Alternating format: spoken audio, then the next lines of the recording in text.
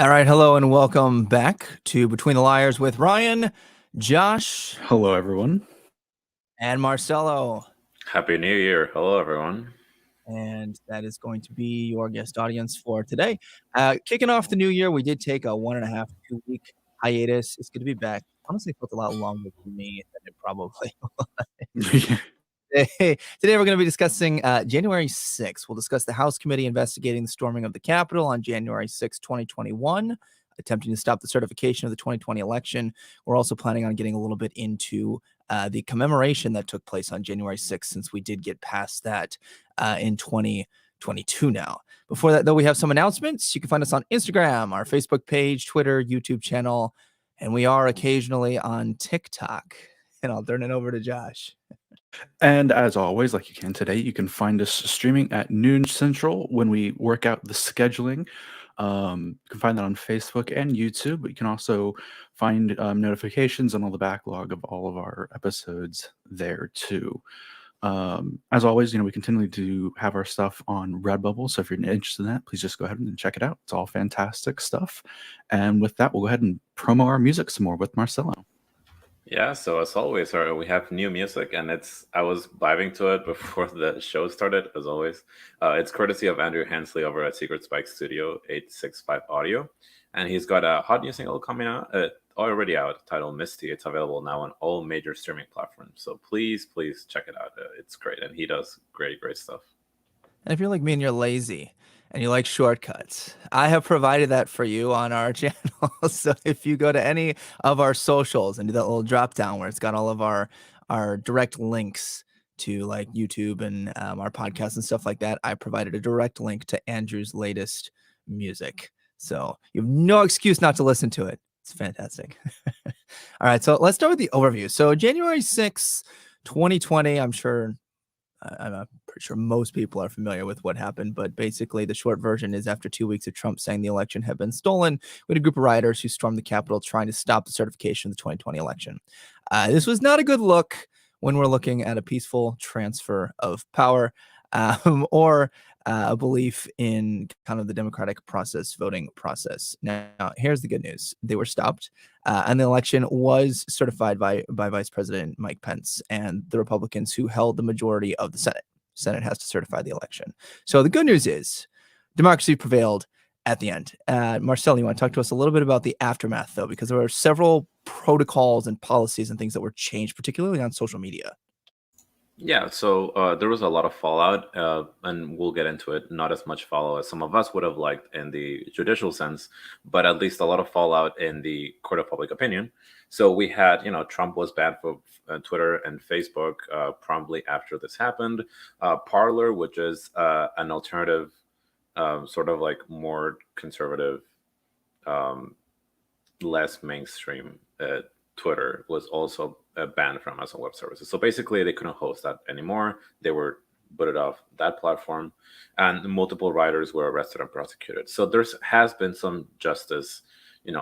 Breaching a federal building, hot take, probably should come with some consequences. And at least in this case, we've seen that some people who were there in this case, the FBI has made some quick work of them. So at least some things have happened, and we're a year out. So I think it's a great opportunity for us to take a look into what happened and see if, I wouldn't call it like if we're happy with the results, but I think I'm very happy. Like you said, I'm very happy that these people were stopped, but I'm also like the fact that we got to this in the first place, what's up. I think the defining feature here is that the Department of Justice has prosecuted these people to the hilt, like just pierced them all the way through, and as they should be.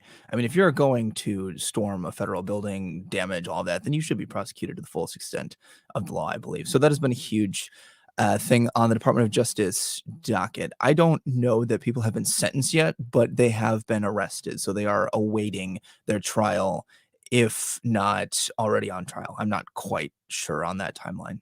Some of them have pled guilty when charged. I'm not sure if anyone's gone to trial and it's been played out yet, but I know there's been a few pleas entered.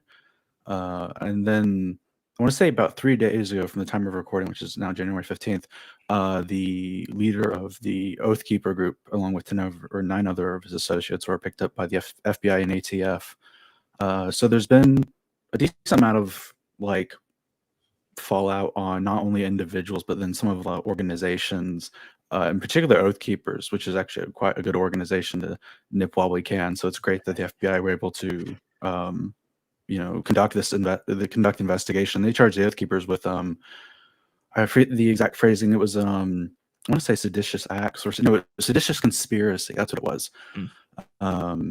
Because the Oath Keepers are a paramilitary extremist group, and they had what they called quick reaction teams, according to the FBI's reports, that they had stationed outside of DC on January 6th, sitting around with like trucks full of guns and ammunition, ready to burn it into DC at the phone calls notice or radio calls notice.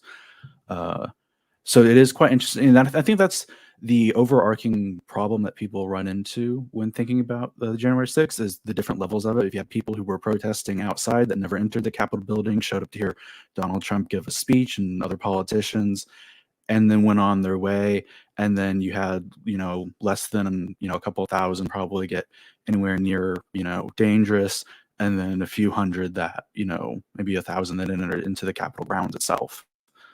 And I think that's where it gets like hard to break down, is where to consider each of those individual lines and how they play out.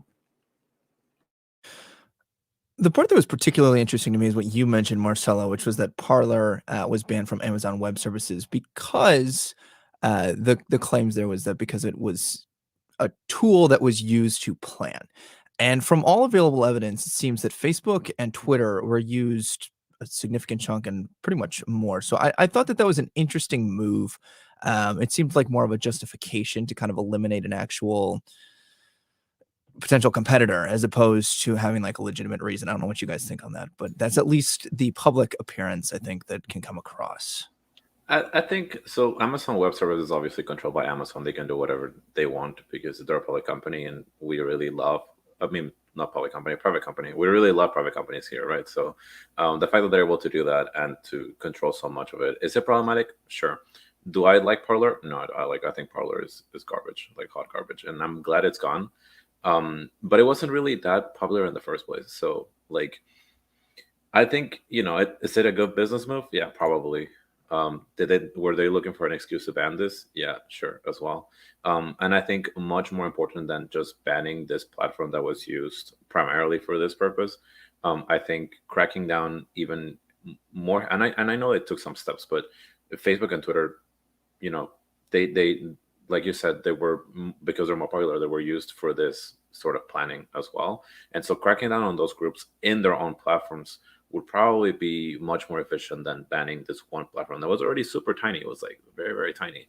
And I think it goes on, but it's dwindled by a lot. I remember like looking at the likes on like important public opinion figures on Parler, and it's like they get little to no engagement. So, I guess they did its job, but it was not that big of a threat to begin with. So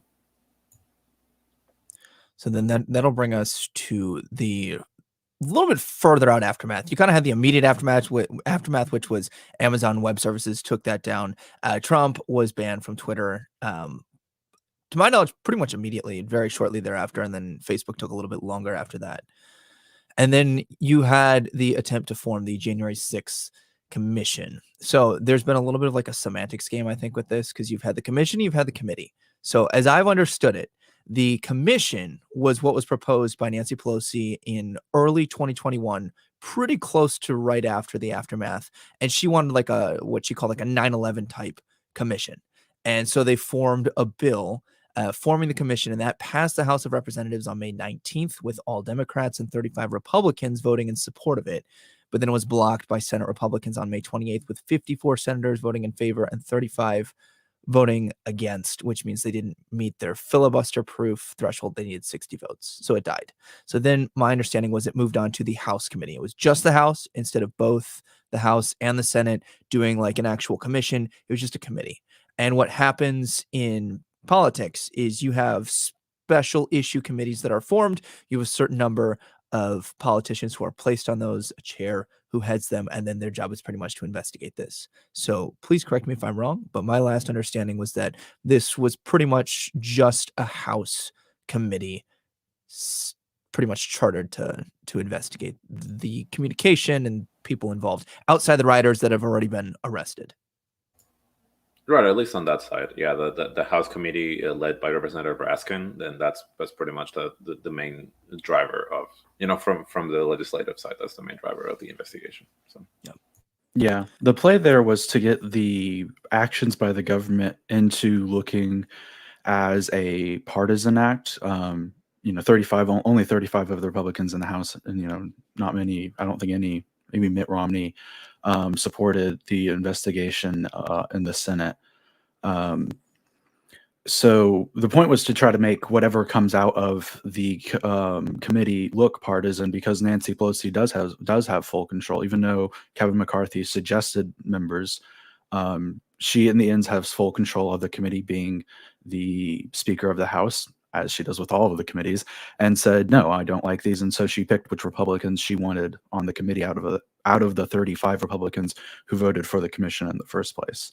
So in that act of making sure it failed in the Senate, in my opinion, it was a strategic defense to already slant whatever the committee comes out and finds and say, no, this is just a partisan hack because this is just one party acting unitarily and there's no bipartisanship here. But it's, very clear that Republicans were the ones who weren't willing to come out and play to fully investigate and, find out what happened here and what was the involvement of people working at the Capitol and other government officials, and what happened that day. I think this is an interesting spot that we might want to camp out in just for a minute and kind of talk about like what is the political partisan nature, because there's something to be said, and you just mentioned it, Josh. Nancy Pelosi, as the Speaker of the House, is the one who gets to determine not only what special interest groups get committees, but who is on those committees. The controlling party gets to decide who is on what committees and basically what power that they have, what are their duties, and who is on those, which means if Republicans in the House vote for these committees, then they are voting to give the power of that delegation over to the other party. And I think that that's, as much as Nancy Pelosi played it up as, this, we want this to be partisan, at the end of the day, or bipartisan rather, at the end of the day, it is partisan because it is her committees that will be taking place. So I think that creates almost this disincentivization for Republicans to go along with this, because if they're worried about how this is going to play out, then they're not going to want to give them that control. It's a lot easier, I think, to be in opposition. Like, not easier as in like being in that in that seat, but I think Pelosi benefits from Republicans voting against or for it. If they vote for it, then she gets the power. If they vote against it, then she gets, like Josh said, she gets to just, it's on the record. All of these Republicans voted against this that we're planning as bipartisan, and she did get some bipartisan support. So it's not like nobody was against it, nobody was for it. So, it's politics, right? It's just a game. I can see why people would be, what Republicans would be against something like this, but at the same time, I think it shook everyone in the House enough that I like most things that pass like this that are controversial, like get little to no Republican votes, and this got a big chunk of them. Yep. It was definitely a win-win situation for Nancy Pelosi and the other House Democrats, because it's a win for them because they get to control what goes through with this committee. They are the ones who are in charge, and whether they choose to do that in a way that benefits both parties or slants towards them is kind of a moot issue at that point. Like, they get the control, and it investigates something that very much did not look good for Republicans who happened to be involved in the riot, right? So then I think one of the other concerns was, well, who is going to be kind of lumped in together with that? Are you going to say that anyone who was at the rally is on par, right? So there's kind of this, the other side of this is that any Republican who votes against it, it can be made out now to look like they're in favor of those riots, right? So that's kind of why it's a win-win, because one way or the other, the House Democrats have control, and they definitely had the other party kind of by the fingers. Well, and I also think for a lot of the Republicans' talking points, this was really problematic because they like to go around and be like, we're the party of law and order. Well, now they tried to overthrow what is an election that has had no significant fraud by any verifiable evidence time and time and time and time again. And so it's very clear that this was just a broad-based, full stop, a lie to the public just for political gain with nothing else. You can't lie about the results of an election and claim to have the American people's best interest at heart. The election is the American people's best interest. Full stop, always. Let people make dumb voting decisions. That's the whole point. Let them make dumb voting decisions. So it's curious enough that a dumb voting decision, caused us to be in this incident to where that our voting system was under attack, but nonetheless, here we are. So, I think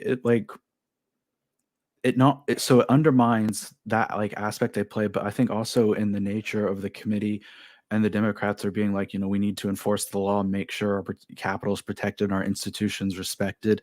They get a lot of traction there with a lot of the more independent, moderate type folks who are concerned with appearances like that. And they get to now come into 2022 and be like, the Republicans don't want to protect our government itself. They're willing to let Capitol Police be undermined and sieged and beaten. This is the party of law and order. And so Hillary Clinton experienced this with Benghazi. Committees that go on for a really, really long time can be really impactful in the political arena. And so I would expect the Democrats to take their time getting us these results. They're going to declassify us section by section. We're going to be hearing about this all the way up till November. And it's going to inkling out like that. They're not going to let this go. They really were given and I'm not saying, for the record, I already said it once, I'll say it again. This was not a good thing, right? January 6th was not a good thing for anyone. It seems like it was a really good opportunity anyways for Democrats to talk about this and to, like Josh said, to drag this out in a way. This might be the place to bring it up, but Josh, has talked about the idea of the law and order and how that has been framed in the presence of an attack on the Capitol. I've seen a lot of Democrat messaging, not from supporters, but from institutional Democrats support for police. They did the whole ceremony with the police officers and the brave police who, in their words, defended the Capitol against the people who were trying to get in. And so that's sort of in a way co-opted the messaging of the Republicans as well, because Republicans have traditionally been more on the side of defund the police is more in line with Democrats messaging than with the Republicans. So I think that has also shifted grounds a little bit. Not that I think it's a good idea. I don't think Democrats should be praising cops that much, but you know what? It's their party. Yeah, I mean, this has been, I don't know, the way that you hear the Democratic Party talking about this every time that they'd go on the campaign trail, or every time they visit a state, as Joe Biden's been doing, it's almost presented as though the world started turning when Donald Trump entered office, and it stopped the moment that we had January 6th. And I mean, it is a prime piece of material for them because it was not a good look for their opponents at that point. And so I'm not blaming them for doing this, but I think that it is you're gonna have a very difficult time convincing people that this is not merely a political game when it's kind of the only main piece that you're harping on when it comes to any reason to vote for this party. I think I mean, it's really what they've been focusing on. think about Hillary Clinton and the emails and Benghazi, which were related to each other. They made not only a whole year committee about it, then Kevin McCarthy said in an interview to a journalist of like, you know, what's after the commission came back and they were like, all good here, everything's clear, and he was being interviewed like, hey, didn't this go wrong? And he was like, no, have you seen Clinton's poll numbers? And this was before Hillary Clinton was even running for office, but he knew what he was doing with the Oh Benghazi yeah. commission. So I think This is that's not one party. Absolutely. Like, no, yeah. I agree with you. It's This is just this is staple politics. Using it is a which is commission. unfortunate because who gets hurt? The people, right? Because it is the people that they're supposed to be serving, right? If you're not giving me a reason to vote for people at that point, you're giving me a reason not to vote for somebody else, which means you have a very low bar for anyone in politics right now. I feel like there's a good chunk of people right now who are hanging onto their seats because they say, "Well, I'm not X, Y, or Z person," which is really This unfortunate might for us. Yeah, this might be again, this might be not the right place because I feel like I might be going too big picture. But if you're talking about like Yeah. strategies coming to like the midterms, the Democrats have failed, and not no less in part to the Republicans lack of cooperation. But like they passed the infrastructure bill, but that was supposed to be a deal to pass Build Back Better. Yep. Build Back Better has not passed. It's nowhere close to being passed. Like Mansion and Cinema, whatever. Like insert 10 things about Build Back Better that we've already talked about. But in terms of like political wins, the Democrats are really hurting for something. And that might be a reason why they're also pushing so much for the January 6th stuff, because it's a lot easier to get people riled up about like, hey, these evil Republicans who try to kill us, please don't put them into office, than for them to acknowledge and say, yes, we promise you child tax credit, we promised you like all of these, I think, things that we should pass, like that should really improve material conditions for people in the US, and they have not done it yet. So, and if they don't do it by the time elections come, they're going to have a really hard time convincing people to vote for them again. Yeah, I think Democrats are definitely hurting, not only from material, but I really think they're going to take a bruising in the midterm elections.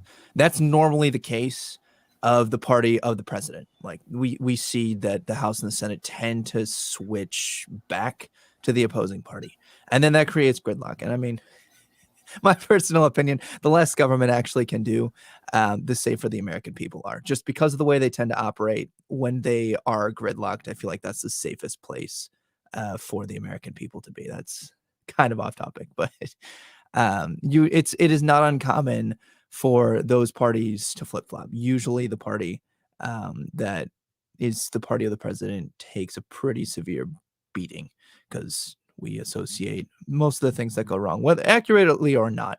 I would argue that with a lot of the agendas that Biden has pushed, I think that he has been one of the major mechanisms causing for the stagnation and inflation that we've seen. And people feel that and they take it out on the polls. And they're going to take it out on the party that they can. And that's going to be the congressional rather than the presidential office here in the midterms.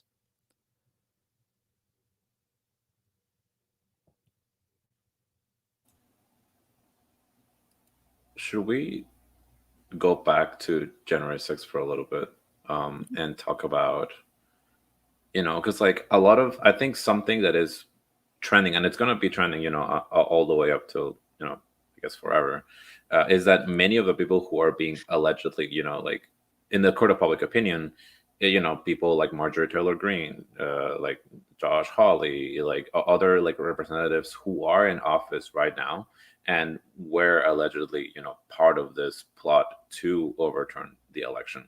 And these people are not, they could be tried, I guess, eventually. But while they're not being held accountable for any of this, they're all still in office, right? They're still public officials, and I think that's why elections play such a big part in this. Is that these people who are already in office are going to be running again, and so it comes back to elections and like, should we hold these people responsible for the things that they did or that they said?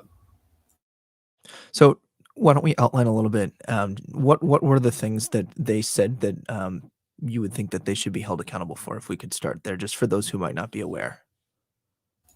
Right. I think a lot of the inflammatory language around the election, and you can start, not even in January, you can start in like November or December, is that repeated claims that the election was stolen, which was not, and like a lot of this, it didn't happen in January 6th. Like this had been planned a long time in advance, of like people just being very dissatisfied with the way things had been going.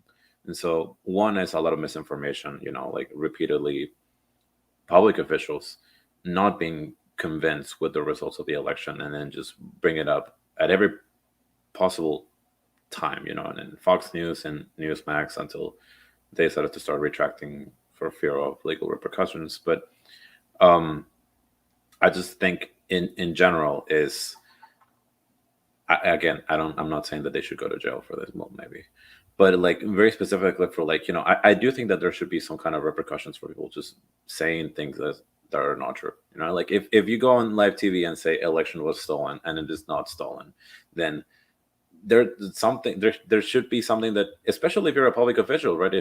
If your own congressperson is telling you that the election was stolen, then what am I supposed to do, right? Like, what am I supposed to believe in? Yeah, I definitely think that's a key part of it is like those who participated in the repeating of the lie that the election was fraudulent. Um,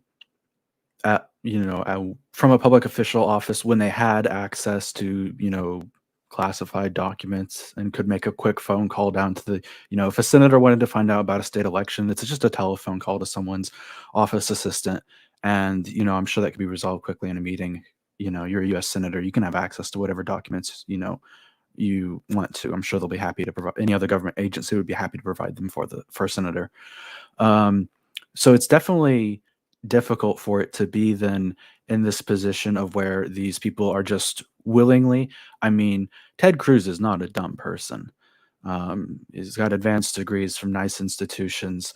We know he can think. Guy even had a national championship in debate while he was in his college years. Guy can think. He knows he's lying to the public. If he doesn't, then he's somehow lost a lot from what he had before. But there's only two options here for Cruz. Either we omit, he's just playing up people's fears for the sake of political game and willing to, do whatever it takes, even if it undermines the democratic institution our country is founded upon, or he's just absolutely gone off his rocker. Um, Neither of them are great, but it's more likely that he's well aware of the reality around him and he's just willingly lying to the public. And there is kind of this kind of apprehension towards a lot of the politicians who went to rallies, on the media from because even Donald Trump before the election was saying, I don't know if I'll accept the results of the election. I'll have to see how it is. But that's how he's always been. I don't know if I'll accept the Republican Party not nominating me. I might run third party if it's not me. When he was running in 2016, I don't know if I'll accept the results of the election if I lose. 2020, I don't know if I'll accept the results of the election if I lose. He's quite literally been saying this the entire time. He's been telling us what he was going to do.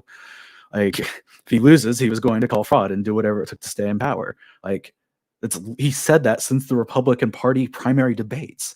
So we can't be too surprised, that this came out of his politics. It's been a cornerstone of it.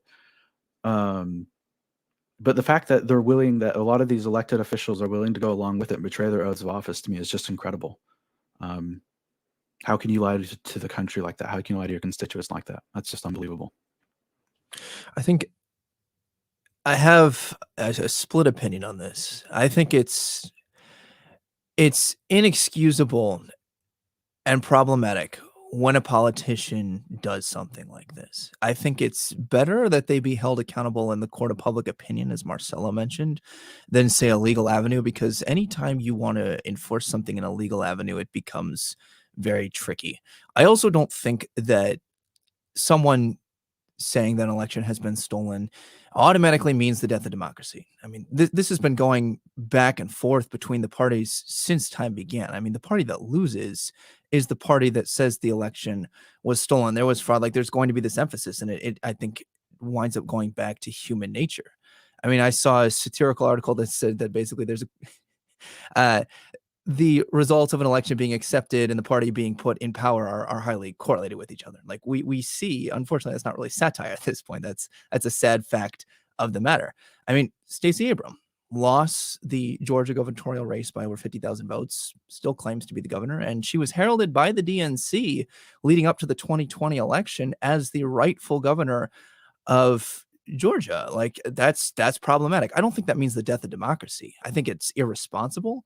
I think that it's an outright lie when politicians do this. And I think it's incredibly problematic when it's grounded in the institution. But I don't think that it means the inherent death of democracy. I don't think that it means that these people need to be held necessarily legally accountable. I think that there's levels. And I think the court of public opinion, swung against Donald Trump and other Republicans who perpetuated the lie that the election had been stolen. So I think, in a way, it tends to handle itself. I think it self-corrects to a point, but I think when it stops being in the court of public opinion is when you take these ideas behind, like, your predisposition to believe that the election was stolen, your predisposition to believe that the elections are unfair, and you take it and then you put it into like actual laws, like preemption laws, and I see preemption laws a lot on my job, mainly talking about a whole different area, which is like fossil fuels, right? But like preemption laws have become really popular, if they were not already, in state legislatures to prevent the government from prevent the federal government from trying to get them to do something. So in the case of like Florida put in preemption laws to like for mask mandates, stuff like that, or mask mandates have been preemption laws. Like I said, fossil fuels have preemption laws, and then now in certain states, you're also seeing the voting rights and like different voting registration, like voter IDs, the deadlines, mail-in ballots. All of those are also getting very specific sets of laws that are just trying to like in the name of like preserving the integrity of the elections, are also doing something. And I hate to be the guy, but it's also like a little both sidesy in this case, because if you see the Democrats trying to push, in a couple of days they're going to try to push the voting rights bill on MLK Day, and if you're a Republican, you're like, well, that's unfair. If they stole the election, like if I believe that they stole the election, then they're just trying to secure their steal. And then if I'm a Democrat, I'm doing this in the name of democracy. And then the Republicans are probably doing their own stuff in the name of democracy too. So they're not only talking about it, they're actually doing something about it, and then put it into law. Well, and January 6th, the commemoration has been the springboard for that, because the claim has been, we need to preemptively prevent democracy from being stolen, right? Because they've said, look at what happened on January 6th. This is all Republicans who are in office. Look at X, Y, and Z person who supported it. This is not the anomaly. We need to pass legislation that is going to, and really, I think it's interesting that they've called it election reform, because it's not reform, it's federalization. It's basically making all local and state elections federalized. And that's we could have a whole discussion over that. But like you're saying, Marcelo, what they're trying to do is they're trying to push massive sweeping changes. The Republicans are trying to stop it, not wanting it to happen, because they said, well, the election was stolen. And Democrats are saying, well, January 6th. So I think it's really important that we understand that this is a non-unique party issue. It goes both ways, and you're going to have different instances for both. And I think that it's interesting to me how it becomes more about the power grab. How can I switch from X, Y, or Z event over to a justification for the legislation that I would like to pass?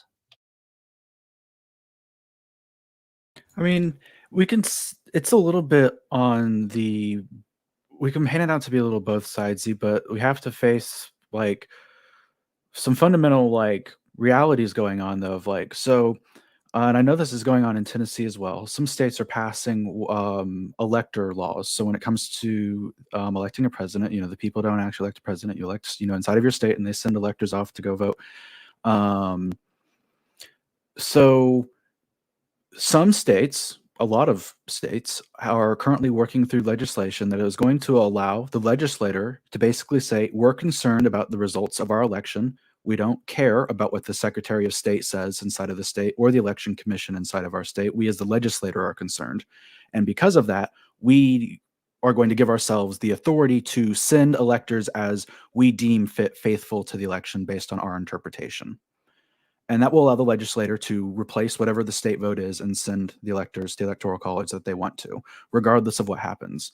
But on the fundamental level of, we're concerned about the integrity of the election and we're the legislator and we get to do what we want. And so a lot of Republican states are doing this because they saw what happened in Georgia. Sometimes the vote doesn't go your way. Well, if the state legislator in Georgia, who is also one of the states who is working on getting this law through, will basically be allowed to replace their electors from another party as they deem fit, regardless of the outcome of the election, so long as the sitting state party is concerned.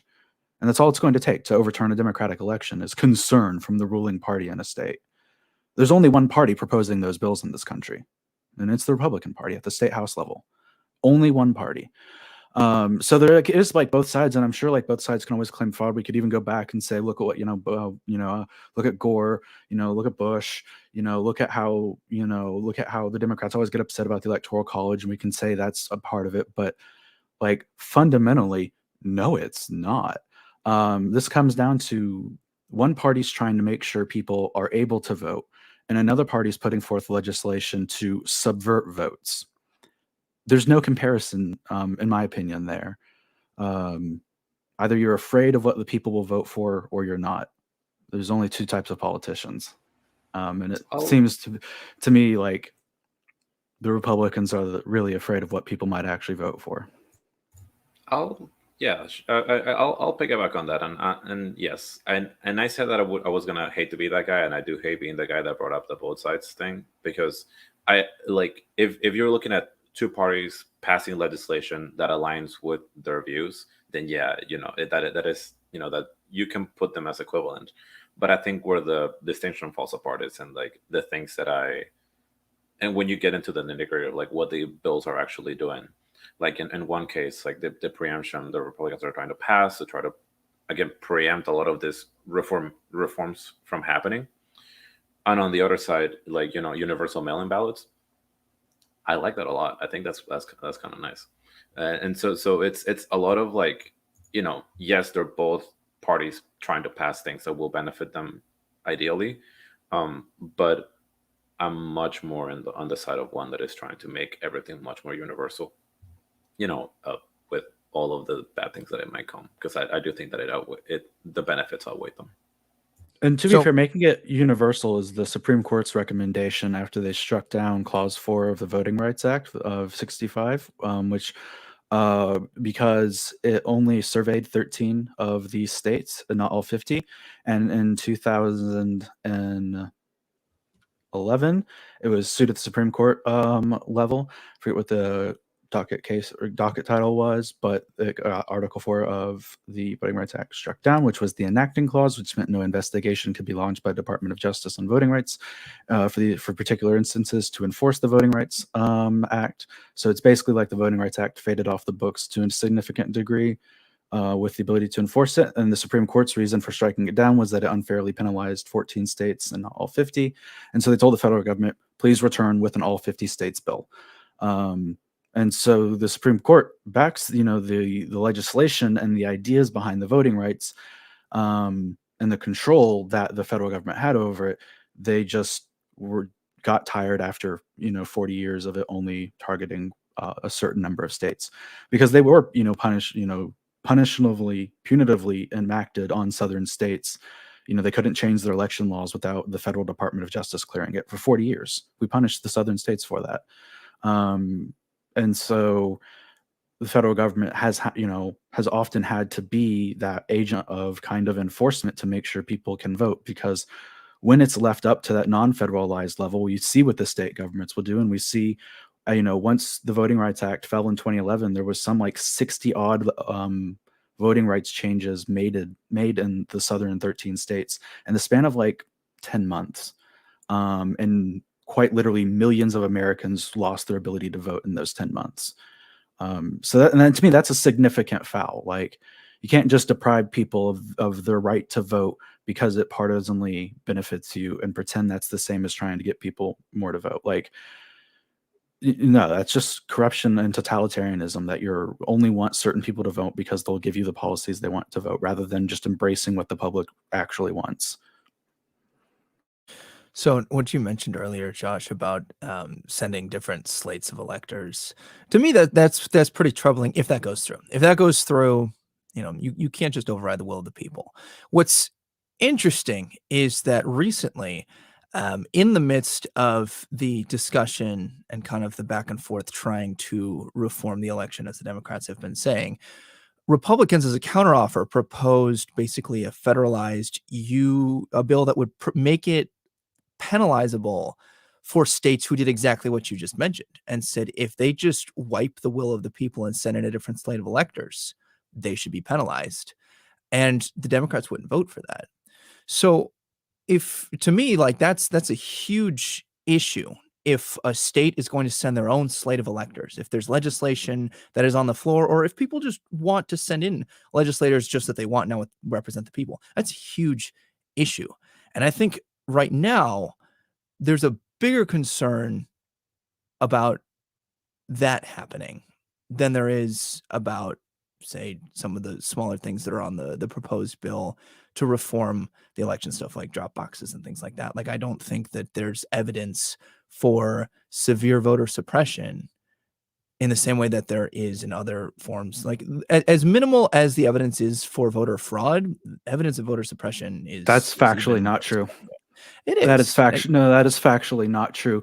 My minor at Middle Tennessee State was in political science and civil rights and voting rights history. That is not true. That is one of the most Are we egregious talking? things you said on this show, Ryan. That Are is we so talking? far badly not true. Millions of people every year are denied the chance to vote. Millions of people every year are denied the chance to vote. You know So what they're let's called? talk. They're called felons. Okay. And there's a legal standard for that, Josh. So, like, you can't broadly Yeah, the take government this can just idea that make up there are. reasons to deny people to Josh, vote. hold on, wait. If you're a felon and you've lost your right to vote, you were convicted in a court of law. Do you know if you're a felon, if Like, you there's a just process. possessed any amount of marijuana in Mississippi makes you a felon? Is possessing any amount of marijuana worth losing your voting rights over? That's a question for them, Josh. So, but is that not voter suppression, using some minor penalty about the law that's normally just a weekend in jail and a civil fine to strip someone's voting rights away for life?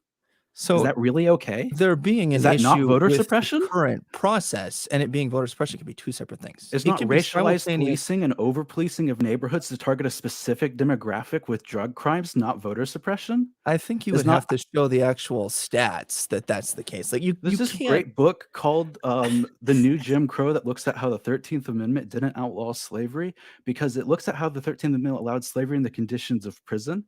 And then so we created a system of mass incarceration. And then we created a system of where everything that used to be enforceable by Jim Crow, you can now put on a felon. You can deny a felon a bank loan. You can deny a felon housing application. You can deny a felon a job. You can deny a felon welfare. You can deny a felon the right to vote. Everything that Jim Crow was designed to do. And then we have a police system that racially targets a specific demographics of people and brands them all as felons for life to lose the right to votes, and over polices So, and racially profiles certain neighborhoods.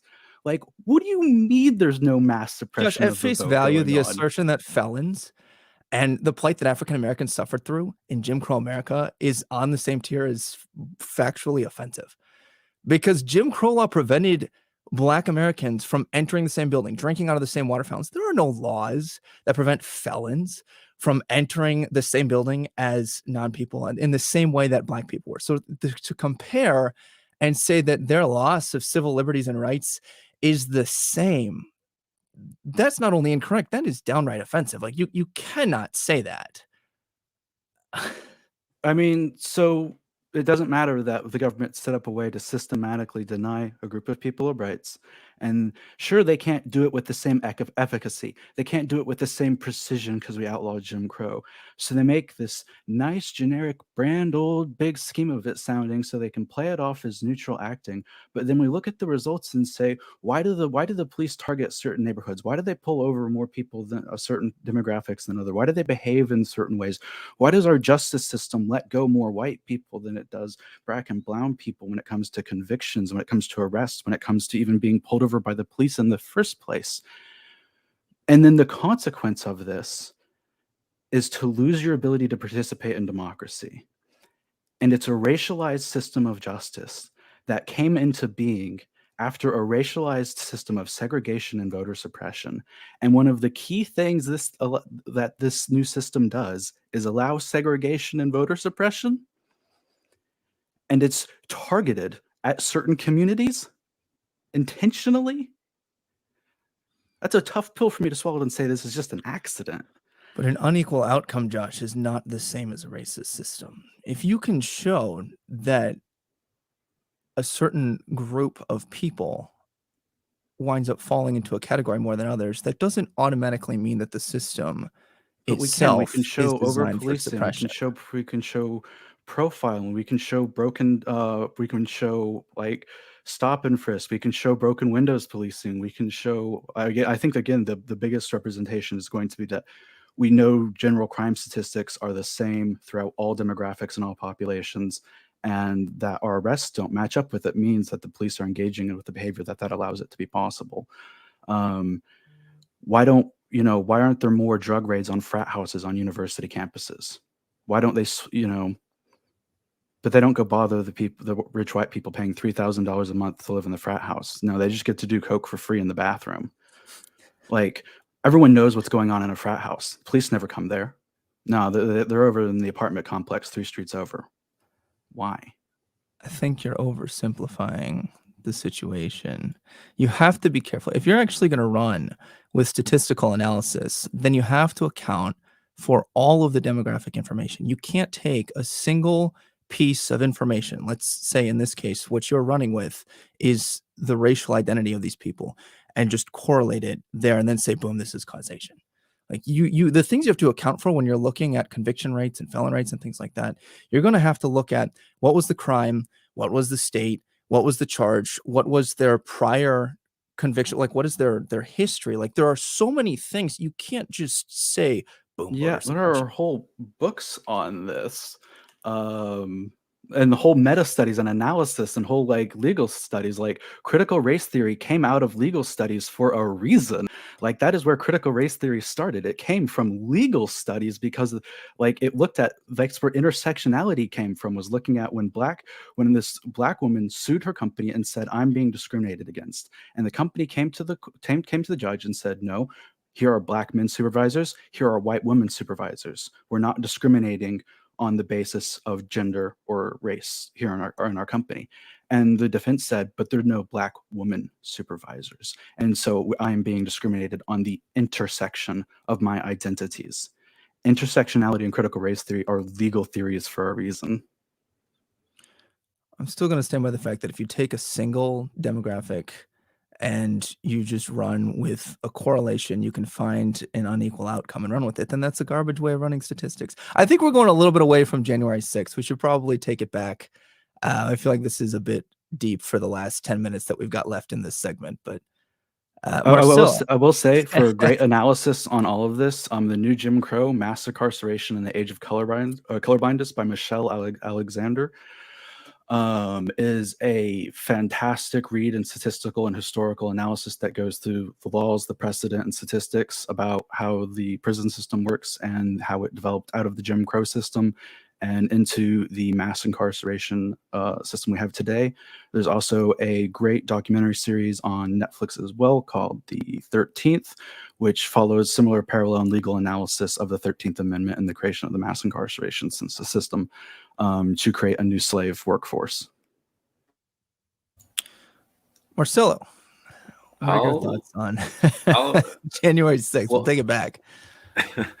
Yeah, and I'm sure we'll come back to this because voting rights and systemic racism are all It's a good topic. It's interrelated. just off for this thing. Yeah, I'll just pitch Color of Law, another great book on redlining and redistricting. Anyways, so on January 6th, I feel like just like is lump everything together and then just like take it home. Is that there's a lot of we already talked about the political fallout in some ways, like what's going to happen after this, and I just want a little space for me to just uh, we've talked about how this was an opportunity, and this has been used by Democrats to sort of like, well, not only like get political points, but also like paint this picture of like they're like the defending democracy in a way. I also think it's sort of like a wasted opportunity in many ways for Democrats, that they should have done way more than they actually did, and they should continue to do more. And I know why they haven't done as much is because, like Josh said, they want to drag this out. Like if they got all of the convictions done in like 3 months, then nobody will be talking about it anymore. If they drag it out, it's more effective for them. Again, they're the ones who got elected, not me. They're the ones with the rich donors, not me. So I guess their opinions matter more than mine. But for what it's worth, I do think that a lot of the things that they've been saying and they've been acting, especially on making this January 6th such a big deal. Like, I think we've already talked about the 9/11 comparison, that it's like they want to make this attack on democracy this huge like media moment with like a lot of like, that they have the ceremony where like, Lin-Manuel Miranda comes and sings. Like they want to have like the ceremony with all the cops, whatever, like they want to have all of these things to sort of like paint this and sort of drive the point home that this was dangerous and this was important and that they were affected and harmed. I don't know if that truly wins them any points with anybody. like the Republicans are going to look at this and say, come the midterms, are going to be like, the Democrats are overreacting, right? Like, this was either it was an attack on democracy or it was just like a protest, and you can't really have your cake and eat it too. And it's like, I think most Republicans are going to be like, either this was not our fault or Democrats are overreacting, so they're not going to win any points there. Democrats just want healthcare. Democrats just want like something to vote on that is not like, if I could vote, I wouldn't vote on like, like sure the song that they play was really nice, but I'm not gonna vote on them based on that. I'm gonna vote on them based on the tangential like material condition improvements that they're gonna bring to people. And they don't have any of that. I just think that they're sort of chasing this golden goose in a way that I don't know how it's going to play out. And I guess we'll see, right? This is not that far away. But I think the January 6th should have best been served as a quick opportunity to get some political opponents out of the way and then just focus and concentrate on what's ahead, which is, the elections and trying to get people to care about the party more than the people who are in the party. I think politicians have a vested interest in keeping things that make them look better or their opponents look worse alive for all eternity. I mean, Josh mentioned earlier, you mentioned it, Marcelo. This is going to be leaked out slowly over time. As of today, I mean, there's not a whole lot other than as far as information goes on what's been going on, right? They're like, okay, we've subpoenaed some things from X, Y, and Z corporation for correspondence. We've got X, Y, and Z person where they've gone after, I believe so far, Donald Trump's like text exchange correspondence. Interestingly, Nancy Pelosi is not complying with the commission that she has wanted to put in place.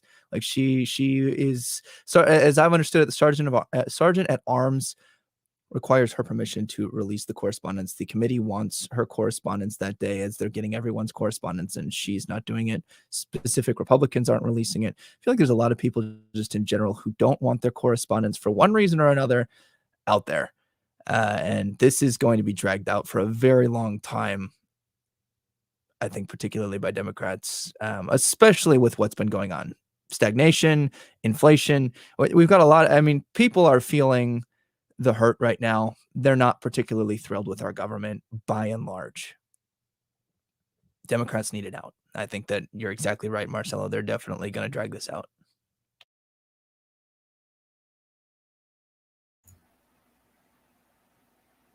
Yeah, I think both as just like as political XX is like a place to invest a lot of like pent up energy. The Democrats are going to definitely take that opportunity. I also think it's a way to try to reframe of like when they are in the battleground states, battling over 30 or 40,000 votes, of, independents and moderates, to get them to come out and vote, of a way of trying to more further torch the middle ground and basically be like, we're the only ones left standing on the island. You got to come with us because look what they're doing over there. And I think that's, another like key part of this tactic, is to not only like give their own party that chance to invigorate and rile themselves up onto this, but to kind of burn that center and move them left. All right. We will be right back with our hot takes. And we're back. I'll turn it over to Josh. Not only are prisons bad as a whole, but people should be allowed to vote while they are in prison. And the government making up any reason to deny you your right to have a say over it is inherently dangerous, because if they can do it to one of us, they can do it to any of us.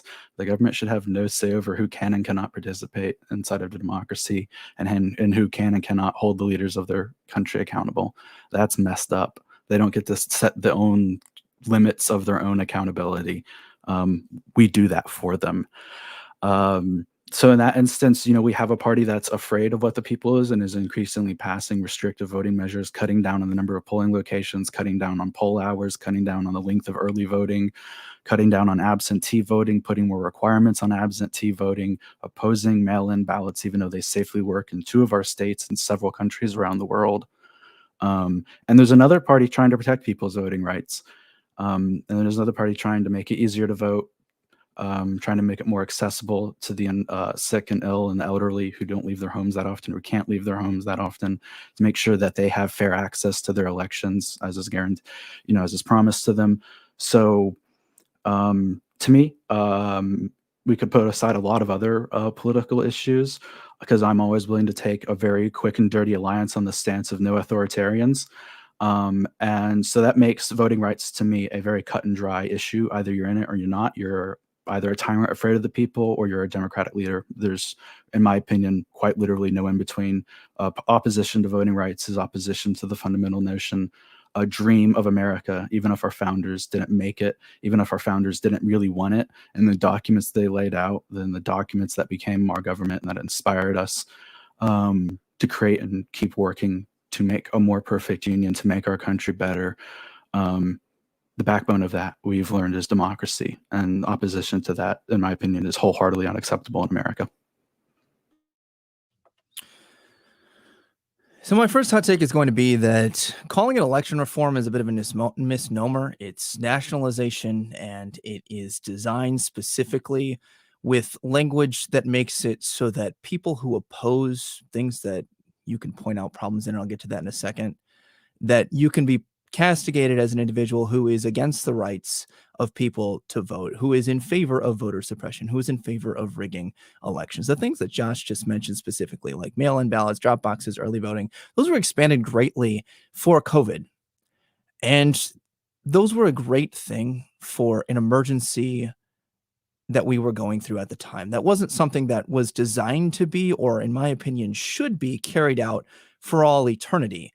And a lot of the election reform that has been taking place by the Republican Party that Josh has been mentioning has been dealing with things like reducing the amount of mail-in ballots because people can go vote in person, reducing the amount of drop boxes because they're not as secure. We're not in the same state of pandemic emergency that we were.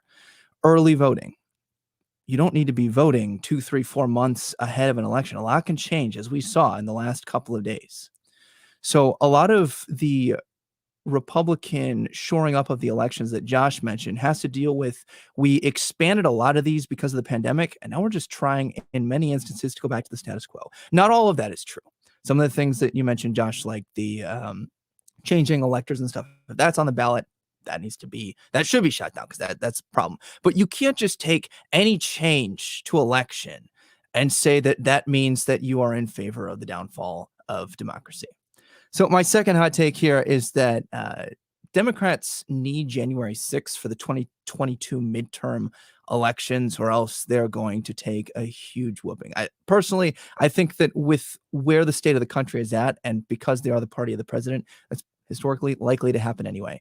But as of right now, Democrats have accomplished virtually nothing since taking control of the White House and Congress. I mean, they control all of the legislature. They have the majority party in both the House and the Senate, and they're not passing legislation that is middle of the road moderate enough to get even their two outlying party members on board with it. And it can be blamed on the Republicans not cooperating. But at the end of the day, the Democrats need January 6th because they're not being productive in Congress like they were put in there to be. So they need to bring up this idea that all Republicans who are in office and who vote for these people in office are in favor of, say, January 6th riot. When you have a state of perpetual crisis, you can justify just about anything. We have a health crisis. There needs to be emergency efforts taken. If there's a voting rights crisis, anytime you can tie crisis to something, that's become the buzzword of language because you can justify a lot of things that most people wouldn't stomach. And because it's a crisis, that language means that we need to pass this and you are standing in the way. And so you are in favor of the crisis. I would caution people, don't buy into the idea that all of these things at face value are true or at face value that they're going to be necessary and good. These things should be debated. Mail-in ballots, drop boxes, early voting, changes to the election reform. You can't just call it election reform and assume that it's good. You need to have a discussion on it. And quite frankly, our congressional members are not having those discussions. So that's my last hot take. I think so. Yes, felons should be able to vote, and that's the hottest take that I'm gonna take. Everyone, serial killers, they should vote too. I don't care. That's my hottest take of the whole thing. I think in general we're gonna be having a lot of these. I think this is a great first episode of 2022 because we're gonna be talking a lot about voting in the coming sessions. I think it's great. I think we're gonna be talking a lot about who can vote and why people vote and all of that. So I think this is a great preamble to the whole discussion. That said, I think specifically for January 6th, my biggest takeaway, my biggest hot take out of all of this is that I think that they have just really Democrats have bounded themselves to this issue so much. I really hope that they are able to figure out something else because this is not going to get them that many votes. I already said, but I already said that I think that the hotter take would be is that I really don't care about. I mean, I do care about representatives, but you're not gonna convince anybody that much that my feelings were hurt, they went into our offices, that was very dangerous. It was very dangerous, but at the same time, if you want people if you want to convince people to vote for you, you're gonna need something stronger than that. On the side of the election reform, I'll just say that, and this is a really wishful thinking, but I just wish they could just vote on this separately. And I'm not usually the one who brings this solution up, but it's like if they could just say, universal mail-in ballots, vote yes or no, vote yes or no on this instead of packaging everything together. I feel like people would be a lot more clear on what side people are on instead of bundling everything together into one big act and giving it just this name. Because if you voted against the Patriot Act in 2001, it's you're not patriotic enough. And so I think in many ways, calling these bills this name also just it becomes very antagonistic in a way. Even though I agree with one side much more than the other, but that's a conversation for another time. And we will definitely be back with those conversations. All right. I'm sure you find yourself somewhere between the liars. Join us next week, noon Central, Saturday. We're going to try to keep it on that track for as long as we can and then eventually come back when we deviate off. But thank you all for joining us. Goodbye for now.